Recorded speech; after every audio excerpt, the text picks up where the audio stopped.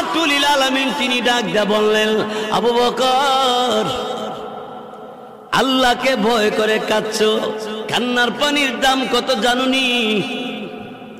চোখের পানির দাম কত জানেননি? কঠিন কিয়ামতের ময়দানে আল্লাহ নবী জাহান্নামের পারে দাঁড়ায় দাঁড়ায় কাঁদবে আর বলবে, হে আল্লাহ, জাহান্নামের ভিতর আমার উম্মতেরা আছে, উদ্ধার কইরা দাও আল্লাহ, তাদেরকে মাফ কইরা দাও। আল্লাহ রাব্বুল আলামিন আমার আল্লাহ তাআলা জিবরাইল ফেরেশতাকে বলবে, জিবরাইল, আমি আল্লাহর কুদরতি দরবারে পানির পাতিল আছে, পানির পাতিল নিয়ে যাও, আমার নবীর কাছে নিয়ে দিবা, নবীকে বলবা এই পাতিলের পানিটা জাহান্নামের ভিতরে ছেড়ে দেওয়ার জন্য। রাসূলের কাছে জিবরাইল পানির পাতিল দিবে, আর জিবরাইল ফেরেশতার কাছ থেকে রাসূল পানির পাতিল পাইয়া পানিটা জাহান্নামের ভিতরে ছেড়ে দিবে। জাহান্নামের আগুন ঠান্ডা হয়ে যাবে, নিভে যাবে। দিলের নবী, আমার আপনার নবী রাহমাতুল লিল আলামিন এমনি ডাক দিয়ে বলবে, জিবরাইল, এত দামি পানি কোন জায়গা থেকে এনেছো? এটা কি হাউজে কাউসারের পানি না জমজম কুয়ার পানি? জিবরাইল বলে, নবী গো, এটা হাউজে কাউসারের পানি না, জমজম কুয়ার পানি না, এটা কিসের পানি? আল্লাহ রাব্বুল আলামিন তখন ডাক দেয়, জিবরাইল রাই আমার নবীকে বলে দাও। এমনি জিবরাইল ফেরেশতা তখন ডাক দিয়ে বলবে, এই আল্লাহ নবী দুনিয়ার জমিনে আল্লাহকে ভয় করে চোখের পানি ছেড়ে, আল্লাহর বান্দা চোখের পানি ছেড়ে ছেড়ে কাঁদছে, এই কান্নার পানিটা আল্লাহ তাআলা জমা রাইখা দিছে। আপনি করিগর গভীর রাইতে তাহাজ্জুদের নামাজে রাত কাটাইলে গভীর রাইতে আর ঘুমায় না, এমন অনেক মানুষ আছে, বহু লোক আছে, অল্প বয়সের আছে, মহিলাদের মধ্যে আছে, পুরুষের মধ্যে আছে। কত মানুষ শেষ রাইতে আর ঘুমায় না, ওযু বানাইয়া তাহাজ্জুদের নামাজে দাঁড়াইয়া যায়, তাহাজ্জুদের নামাজ পড়ে ভিক্ষুকের মতো দুইটা হাত আল্লাহর দরবার বাড়াইয়া দিয়ে বলে, আল্লাহ,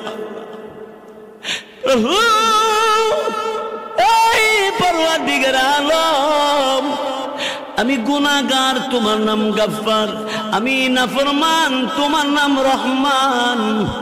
আমরা নাফরমান কিনা? আল্লাহর নাম রহমান। আল্লাহ, তুমি দয়া করে আমি নাফরমানরে তুমি মাফ করে দাও। চোখের পানি ছেড়ে ছেড়ে কাঁদতে কাঁদতে কুদরতি কদমে, আল্লাহর কদমে সাজদায় পড়ে কান্দে, বলে, আল্লাহ তুমি আমার মাফ করো। আল্লাহ রাব্বুল আলামিন ডাক দিয়ে বলে, এই এই বান্দা বান্দি, আমি আল্লাহ রাব্বুল আলামিনের দরবারে এইভাবে কান্দস করিগর, এলাকার কত মানুষ ঘুমের ঘরে ঘুমিয়ে আছে, লোকগুলি মাথা বালিশে, শরীরের মধ্যে কম্বল, এত আরামে ঘুমিয়ে আছে, তুই ঘুমাস না, তুই আমি আল্লাহর কুদরতি কদমে সাজদা। এইভাবে সব মানুষের মাথা বালিশে, আর তোর মাথা আমি আল্লাহর কুদরতি কদমে। আরে বান্দা, আমি আল্লাহ তোরে মাফ করবো না, কারে মাফ করব? গভীর রাতে গুনাহ করেছিস, কেমন গুনাহ করেছ? আমি আল্লাহর কাছে যখন সেজদা করে ডাক দিছ, আমি আল্লাহ এই মুহূর্তে তোরে মাফ করে দিছি। জোরে কোন ঠিক কিনা? আল্লাহ মাফ করবো কিনা? গুনাহগার বান্দা বান্দিরে আল্লাহ তাআলা এত সুন্দর করে ডাক দিছে, কোরআন শরীফে আছে। আল্লাহ বলেন, ইয়া ইবাদি, হে আমার বান্দা বান্দি। সুবহানাল্লাহ, জোরে কোন। কোন বান্দা বান্দি জানেননি? আল্লাহ বলেন, আল্লাযীনা আসরাফু আলা আনফুসিহিম, যারা গুনাহ করছো, যারা গুনাহ করতে করতে করতে করতে করতে করতে আসমানে লাগাইছো, সাগরে ফেনা সমতুল্য গুনাহ করছো, এই মন অপরাধীদেরকে আল্লাহ ডাক দিয়েছে, ও আমার গুনাহগার বান্দা বান্দিরা। সুবহানাল্লাহ, জোরে ইয়া ইবাদিয়াল্লাযীনা আসরাফু আলা আনফুসিহিম। সুবহানাল্লাহ বলেন,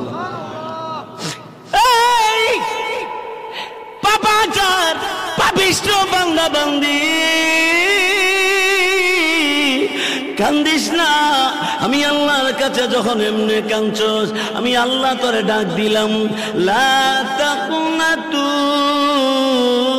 মির রাহমাতিল্লাহ।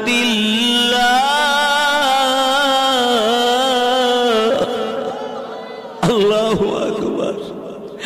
আমার আল্লাহ ডাক দিলেন, এই বান্দা কি পরিমাণ গুনাহ করছো, সাগরের ফেনা সমতুল্য গুনাহ হয়ে গেছে, জমিনে পাহাড়ের চাইতে তোর বেশি গুনাহ হয়ে গেছে। কান্দিস না, চোখের পানি ছেড়ে দিয়ে আমি আল্লাহর কাছে যখন মাপ চাইছো, এই আমি আল্লাহ ঘোষণা দিলাম, লা তাকুনাতু মির রাহমাতিল্লাহ। আল্লাহ বলেন, আমার রহমতের দরবার থেকে তুই নিরাশ হইস না, তুই দূরে যাইস না, তুই আমার ডাক দে, তুই আমার কাছে মাপ চা, আমি আল্লাহ তোর সব গুনাহ মাফ করে দিব।